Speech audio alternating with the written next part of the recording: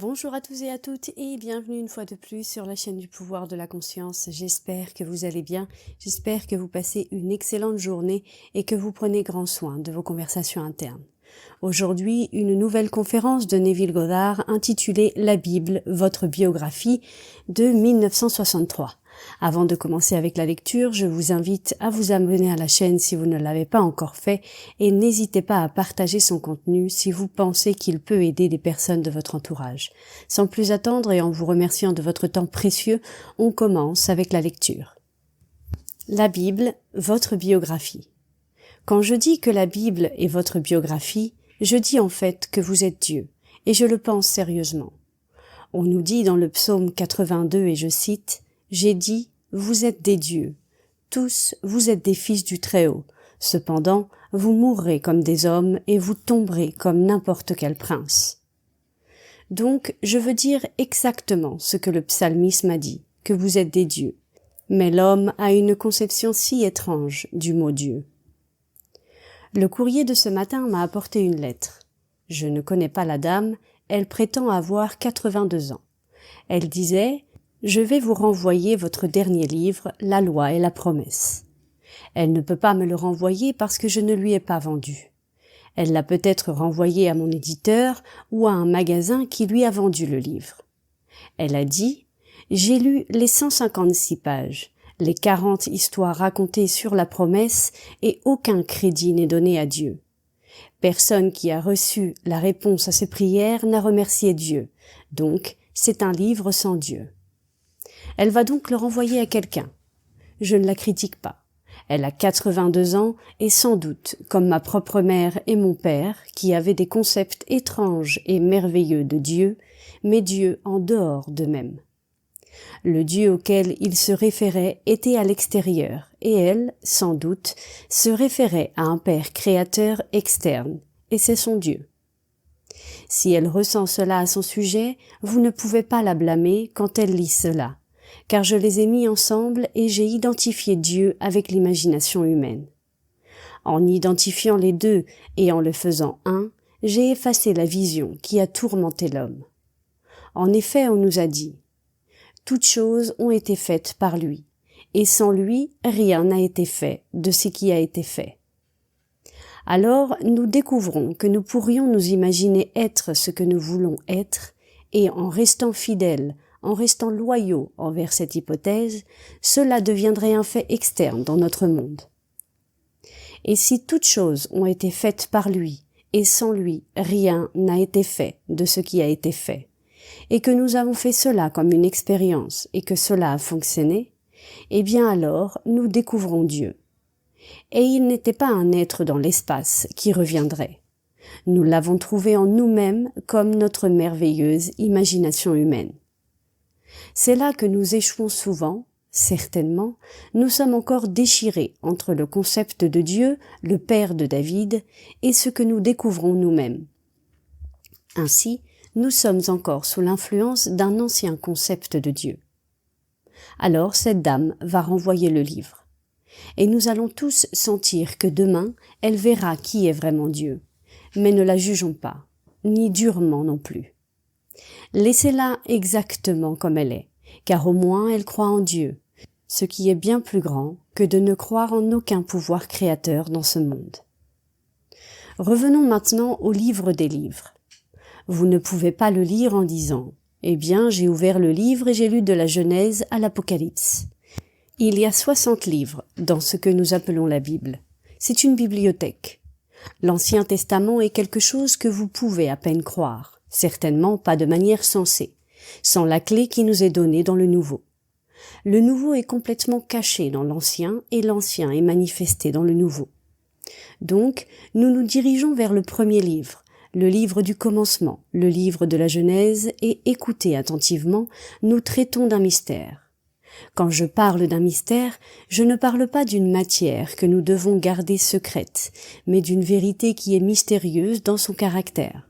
Et le livre de la Genèse a une étrange inversion d'ordre à travers lui. Le premier sera le dernier, et le dernier sera le premier. Cette inversion d'ordre commence juste au tout début même. Voyons ce qui est d'abord affirmé dans le livre. Au commencement, Dieu. Ça, c'est le début. La fin du livre, dans un cercueil en Égypte. Au commencement, Dieu, dans un cercueil en Égypte. Et celui qui est placé dans le cercueil est l'homme. Ensuite, il a été appelé Joseph, et Joseph est mort. Il avait 110 ans, il a été embaumé et mis dans un cercueil en Égypte. Ainsi, ici nous trouvons le début et la fin. Je suis le commencement et la fin, l'alpha et l'oméga, le premier et le dernier.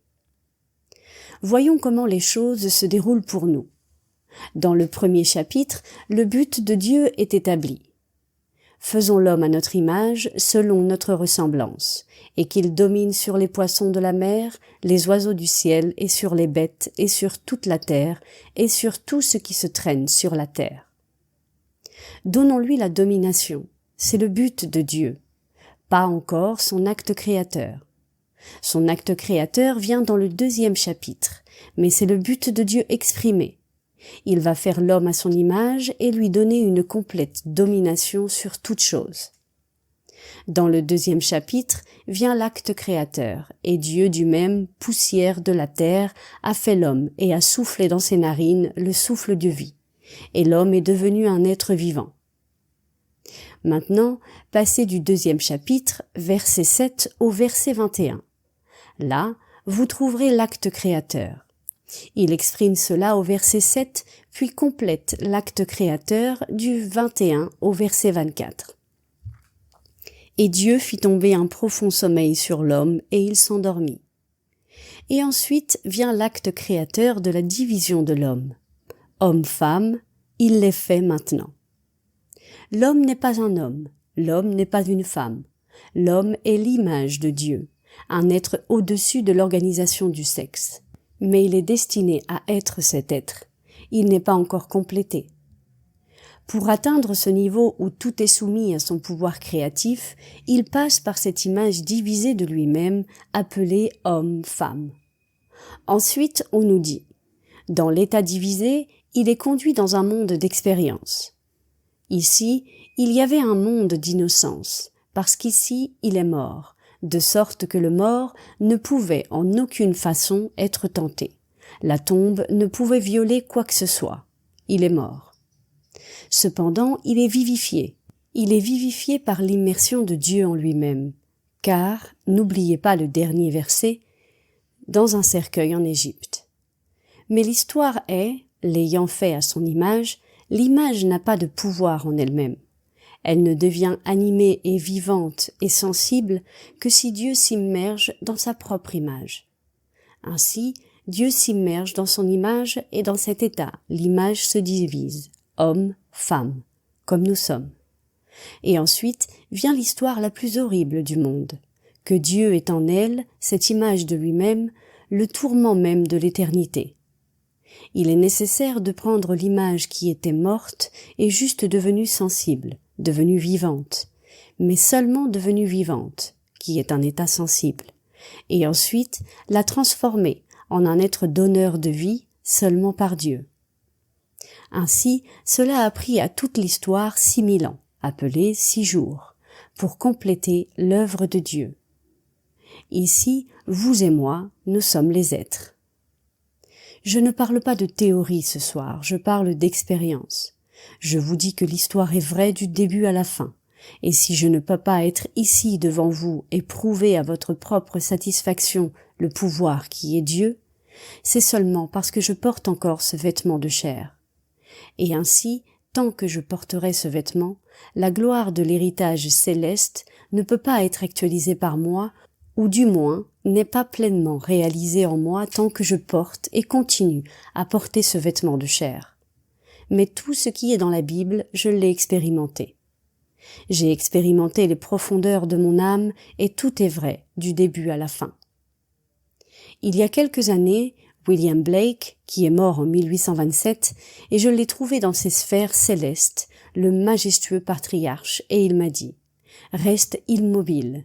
Maintenant, tombe en arrière et laisse-toi aller. Ne te limite pas, tombe simplement. » Et j'ai obéi, et je me suis sentie comme une étoile tombant à travers l'espace interstellaire infini. Quand je reviens à moi, je regardais et vis cet être scintillant, cette créature céleste, humaine, et pourtant non humaine. Humaine, oui, mais elle était toute lumière, tout feu, et son cœur était comme des rubis vivants. Pendant que je regardais, elle me regardait. Ici, j'étais en train de regarder mon propre être. Je m'approchais pour découvrir que tout le vaste monde de l'homme était enfermé en moi. L'humanité dans toute sa plénitude était enfermée dans cet être unique, et je le suis. Toutes les nations, toutes les races du monde étaient juste dans ce corps. Pendant que je regardais le morceau de moi qui contenait tout, je me sentais alors cristallisé, et me voici dans ce monde d'ombre une fois de plus. Cette histoire est vraie pour chaque être dans le monde. Et ensuite, Blake me révéla ce qu'il voulait dire quand il m'a dit « Tout ce que vous contemplez, bien que cela semble extérieur, est à l'intérieur, dans votre imagination, dont ce monde de mortalité n'est qu'une ombre. » Je n'avais jamais pleinement compris ces mots auparavant, mais alors, avec cette vision, je le compris. Alors je compris plus clairement que jamais auparavant sa vision appelée la vision du jugement dernier, où tous les personnages de la Bible ne sont pas des personnages au sens strict, mais seulement des états de conscience. Quand nous parlons d'Abraham, d'Isaac et Jacob et de tous ces personnages, ce ne sont pas des personnages comme nous. Ce sont des états de conscience et les individus ne sont que des représentants ou des visions de ces états éternels tels qu'ils ont été révélés à l'homme mortel, comme nous le sommes, dans la série de visions divines telles qu'elles ont été recueillies pour nous dans notre Bible. Je les ai vues dans ma vision et vous et moi pouvons être dans n'importe lequel de ces états à tout moment, un certain schéma à travers lequel nous passons. Nous pouvons être dans n'importe quel état de conscience et le faire. Qui le fait? Ne dites surtout pas « Dieu peut-il le faire? Dieu peut faire n'importe quoi ?» Mais je changerai le mot, si cela ne vous offensiez pas, et cela signifie « Ce que j'appelais auparavant Dieu, et je continue à le faire parce que j'aime ce nom, je l'appelle imagination divine. Et l'imagination divine et l'imagination humaine sont une, ce ne sont pas deux. Un acte imaginaire est un fait objectif immédiat. Fonctionnant à basse intensité comme nous le faisons, un acte imaginaire est réalisé dans un processus de temps. Et ainsi, chaque vision, quand elle est là, j'assume que je le suis. Mais à ce moment-là, la raison le nie et mes sens le nient, mais j'assume que je le suis. Et si je l'assume et que cela me semble réel et naturel, alors je romps le sort, je sais que je l'ai planté, et alors cela a son propre moment désigné. Chaque vision a sa propre période de gestation. Comme nous l'a dit le prophète, elle a son heure désignée, elle mûrira, elle fleurira. Si elle semble lente, alors attends, c'est sûr, elle ne sera pas en retard. Si vous le voyez clairement dans l'œil de votre esprit, si vous êtes réellement dans l'image, elle deviendra aussi objective que cette salle ne l'est maintenant. Et encore une fois, je parle par expérience. Assis dans ma chaise à la maison ou allongé sur un canapé ou dans mon lit, tout à coup, sans que mes yeux soient physiquement ouverts, je vois un monde que je ne verrais pas si je savais où je suis physiquement, et je ne peux pas le nier. C'est aussi réel que vous. C'est objectif, apparemment solidement réel, et la conscience suit la vision, et j'entre dans le monde que j'observe. Et en entrant dans mon image, elle se ferme autour de moi. Et ce monde qui est apparemment le seul monde que je dois connaître est déconnecté. Et je fais partie du monde que je contemplais, je suis en lui. J'explore ce monde et il est aussi solidement réel que ce monde, et je ne peux pas retrouver mon chemin vers ce monde actuel. Puis j'ai découvert le chemin du retour et le chemin était la sensation.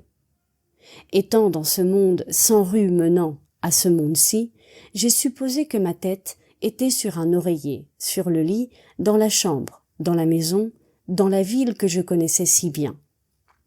Et en la sentant, je me suis soudain trouvée comme si j'étais verticale. Je me sentais dans une position horizontale et j'étais de retour. Mais j'étais cataleptique. Je ne pouvais plus bouger le corps. Il était aussi gelé que ce petit instrument ici sur la table, tout aussi solide, tout aussi rigide. Après une demi-minute, j'ai pu bouger le doigt, puis le coude, et ensuite, après un grand effort, j'ai pu bouger une paupière et l'ouvrir. Lorsque j'ai ouvert les paupières, j'ai regardé les objets familiers sur le mur que je connaissais si bien. J'étais de retour dans ce monde, et maintenant, ce monde a déconnecté avec l'autre monde.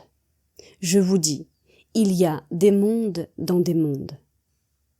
Ici, maintenant, vous pouvez prendre une image, l'image de votre succès, si vous voulez réussir, l'image de votre éveil, si vous le souhaitez. N'importe quelle image, puis vous la contemplez. Et peut-être que vous la verrez comme je vous vois maintenant. Et alors, la conscience peut, et j'espère qu'elle le fera, suivre votre vision, et vous marcherez directement vers cette image, et elle se fermera autour de vous comme celle-ci l'a fait. Et vous l'avez plantée. Vous êtes entré dans cette époque, pour ainsi dire, et vous l'avez fertilisée. Et ce que vous aviez en tête est l'image, et la vision à son propre moment désigné. N'essayez pas de l'accélérer, elle mûrira, elle fleurira. Mais si, parce que vous êtes impatient, cela vous semble lent, alors attendez. Ce ne sera jamais trop tard, ni pour elle-même, ni pour le monde, à moins qu'ils ne soient de la même espèce et mûrissent dans le même intervalle de temps. Un poussin éclot en 21 jours. Certaines choses sortent en 5 mois, autres sortent en 1 an et certaines sortent en 2 ans. Et ainsi, nous plantons des choses dans ce monde et chacune a sa propre période de gestation. Ne pensez pas un seul instant au monde tel que nous le connaissons et tel que nous sommes, que vous le pensiez maintenant et que vous forcez la maturation pour ainsi dire. Laissez cette graine germer. Il arrivera selon votre désir lorsque son propre temps sera écoulé. Dieu est réel. Vous ne pouvez pas le remettre en question. Je ne peux pas. Mais en 1963, le monde scientifique le remettrait en question. Je ne connais pas tous les usages du mot Dieu, mais j'aime ce mot. Mais si cela peut aider quelqu'un, utilisez le mot que j'utilise le plus, imagination. Car pour moi, quand je pense à Dieu, je veux dire la même chose que quand je dis imagination divine. Quand je parle du Christ, je veux dire imaginer divin, Dieu en action. On nous dit Dieu et Christ réconciliant le monde avec lui-même. Imaginez Christ qui est Dieu en action.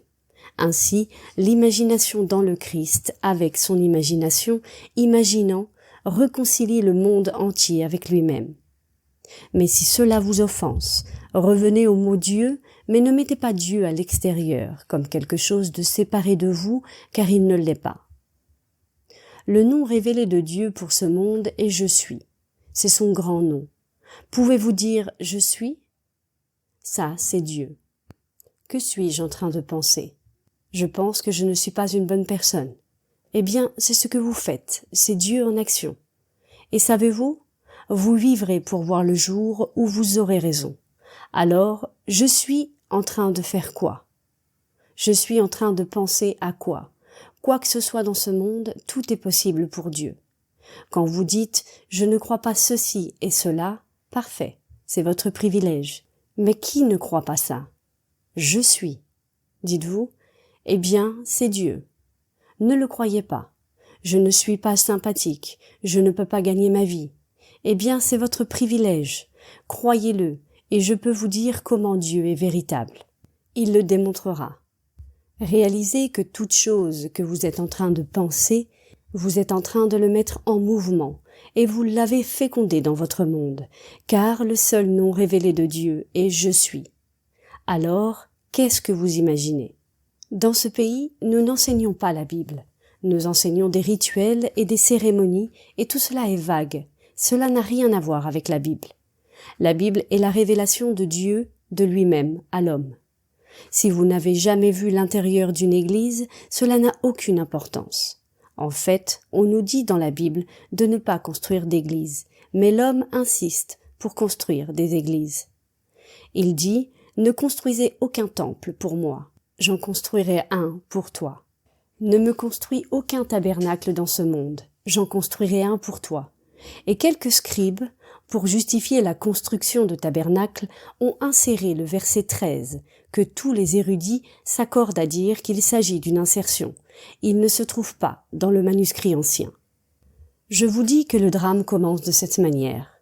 Dieu nous a fait, et nous sommes morts, et il n'y a aucun moyen de nous faire vivre et de créateur comme il l'est, à moins qu'il ne s'enterre en nous. Et c'est le mystère de la vie à travers la mort. Je cite Jean chapitre 12, verset 24. Un grain de blé, à moins qu'il ne tombe en terre et meure, reste seul, mais s'il tombe et meurt, il porte beaucoup de fruits. Ainsi, il se plante en nous et est crucifié en nous. Écoutez à propos de la crucifixion. La crucifixion est terminée. Romains chapitre 6, verset 5. Vous n'allez pas être crucifiés de nouveau, vous êtes déjà crucifiés. Si nous avons été unis avec le Christ dans une mort semblable à la sienne, nous serons certainement unis avec lui dans une résurrection semblable à la sienne. La résurrection elle a lieu individuellement. Et je peux vous le dire par expérience, c'est vrai. L'acte le plus puissant de Dieu est la résurrection, et chaque individu sera ressuscité. Et le jour où vous le serez, vous serez l'être le plus surpris au monde, car jusqu'à maintenant, vous n'aviez aucune idée que vous étiez mort. Vous n'aviez aucune idée que vous étiez enterré. Cela semblait si naturel de marcher sur cette terre et de jouer le rôle que vous jouez et de penser que vous êtes vivant. Vous passez de la crèche à la tombe en pensant que vous êtes vivant. Et à ce moment-là, soudain, vous êtes ressuscité. Au moment de la résurrection, vous vous réveillez, conscient de cela, dans votre être surpris. Si vous pouviez couper la main de l'homme, il ne serait pas créateur, il ne serait rien. La main d'homme forme, la main façonne, c'est un symbole de créativité. Et ainsi, sur le dos du crâne d'un homme, un acte créatif est en train de se dérouler comme il nous est dit dans Philippiens, et je cite « Celui qui a commencé une bonne œuvre en moi l'amènera à perfection dans le jour du Jésus-Christ. » Il l'a commencé en vous, il l'a initié, il l'achèvera, et une œuvre se déroule en l'homme dont l'homme est totalement inconscient. Il est en train d'être formé à l'image de Dieu. Lorsque cette image sera complète à la satisfaction de Dieu, l'imagination divine, il se réveillera. Il se réveille là où l'œuvre a commencé. Elle a commencé sur le dos de son crâne. Il se réveille dans son crâne pour découvrir qu'il est enterré. Il y a un moment de panique, puis vous faites un effort pour sortir de ce fabuleux sépulcre, et vous sortez de votre crâne comme quelqu'un naissant, et c'est votre moi spirituel. Vous ne savez rien à ce sujet, cela se fait pour vous, oubliez-le. Vous êtes né physiquement par l'action d'un pouvoir qui n'est pas le vôtre. Vous naîtrez spirituellement par l'action de pouvoir au-delà des vôtres. Ne cherchez pas à être saint. Dieu ne fait pas des gens bons, des gens saints. Dieu fait des créateurs, tout comme lui-même. Si vous pensez que vous êtes saint, ce n'est pas la clé du paradis. Peu importe combien vous êtes une bonne personne, peu importe combien vous pensez être saint, la sainteté n'est pas la clé qui vous permette d'entrer dans cette grâce spéciale, votre créativité. Dieu le fait pour vous. Travaillez sur vous, vous amenant à la complète fructification et plénitude. Essayez ce principe d'imaginer. Et s'il y a une chose que je crois que l'homme pourrait faire pour aider, comme quelque chose dans une coquille pourrait aider l'oiseau, la clé nous est donnée dans le livre de Job. Il se plaignait et se plaignait de toutes les choses qui lui arrivaient, mais son emprisonnement a été levé lorsqu'il a prié pour ses amis. Si vous utilisiez votre imagination avec amour au nom d'un autre, et vous vous réjouissiez de sa bonne fortune sans aucune récompense pour vous, vous verriez comment cela commencerait à se développer en vous. Voici donc notre livre, le principe de tout, la Bible. C'est l'imagination divine, et l'imagination divine est enfouie dans l'homme, dans un cercueil en Égypte. Le mot cercueil est le même mot que arche. La lettre Kof est cela. Et vous et moi n'avons aucune idée. Je sais que je n'en avais aucune. Je pensais encore que j'étais vivant. Je pensais que tout le monde était vivant ou mort. Ils étaient soit remplis de rêves ou de visions, soit d'inconscience. Mais quand je me suis réveillé, alors j'étais vivant, éveillé. Je ne me suis pas rendu compte que c'était un rêve dans un rêve. Ici, nous rêvons les cauchemars les plus fantastiques du monde. Le jour viendra où vous vous réveillerez et vous verrez comme Blake le décrit. Je contemple les visions de mon rêve mortel, de 6000 ans fascinantes, autour de tes jupes comme une serpente de pierres précieuses et d'or. Je sais que c'est mon être, ô Créateur et Rédempteur divin. Il n'avait aucune idée qu'il avait dormi pendant 6000 ans dans son étrange rêve. Un jour, il a été ressuscité et a contemplé ce Rédempteur qu'il avait comme une serpente de pierres précieuses et d'or, et il sut que c'était lui. Dieu lui-même a ainsi transféré la personne qu'il est devenu, l'être qui a été emmené de l'état d'innocence au monde de l'expérience, et maintenant il s'est réveillé dans un monde complètement soumis au pouvoir imaginatif. Quand je l'ai vu, je n'avais aucune idée que c'était moi. Je n'avais pas la moindre idée que le sort m'avait vraiment emmené d'un état d'innocence pour son propre but. Et même s'il m'a emmené à travers ces horribles cauchemars de 6000 ans, il m'a conduit comme le seul moyen par lequel je pourrais me réveiller et me mener à l'état où je n'étais pas seulement responsable, mais où je suis devenu un créateur et prêt à vivre à un niveau supérieur avec les dieux. Tous dans le monde passeront par le même état, car la Bible est votre biographie.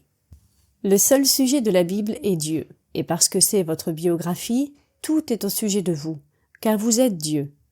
Alors arrêtez de chercher Dieu à l'extérieur, il est enfoui en vous. Maintenant, vérifiez-le. Mettez-vous à l'épreuve. Ne réalisez-vous pas que Jésus-Christ est en vous, à moins bien sûr que vous ne réussissiez pas le test. 2 Corinthiens, chapitre 13, verset 5. Je vous dis que je sais que Blake n'est pas mort car je l'ai rencontré. Il est apparemment mort pour le monde, ne laissant derrière lui que les œuvres qu'il nous a données sous forme imprimée. J'ai parlé avec lui. C'est lui qui m'a dit quoi faire pour voir ce qu'il a écrit dans son Jérusalem. Comment voir un homme qui contient le monde entier? Je n'avais aucune idée, quand il me l'a dit, que lorsque j'arriverais à un repos, je me verrais moi-même comme cet homme. J'ai simplement obéi et je suis tombé en arrière, propulsé à travers l'espace comme un météore, et ensuite, quand je suis arrivé au repos, voici cet être céleste, cet être rayonnant, tout en flammes, et j'ai vu que c'était moi-même. Lorsque je me suis rapproché de lui, il contenait toutes les nations du monde. En fait, je me suis vu contenant toutes les nations du monde, et c'est alors qu'il m'a expliqué. Tout ce que tu contemples, bien que cela semble extérieur, est à l'intérieur, dans ton imagination, dont ce monde de mortalité n'est qu'une ombre. Prenez n'importe quelle image dans le monde et entrez à l'intérieur, et l'image devient objectivement réelle dans votre monde. Tout est contenu en vous. Sortez la pauvreté, elle apparaît. Sortez la richesse, elle est là aussi. Sortez la reconnaissance, elle est là. Sortez l'état inconnu, il est là. Tout est là et chaque état de conscience est personnifié. Alors, vous vous approchez d'un état et l'état de conscience est personnifié. Et quand vous trouvez l'état de conscience, vous entrez dans cet état. Et alors, vous l'extériorisez dans votre monde. Vous vivez dans un monde d'ombre, a dit Blake, jusqu'au jour où vous aurez ressuscité. Vous continuerez votre voyage un temps, racontant l'histoire à ceux qui écouteront, et ensuite, quand vous enlèverez le vêtement, cette fois vous l'enlèverez pour la dernière fois. Vous ne le remettrez plus jamais. Il n'y a pas de vêtements de chair dans la résurrection. Maintenant, entrons dans le silence.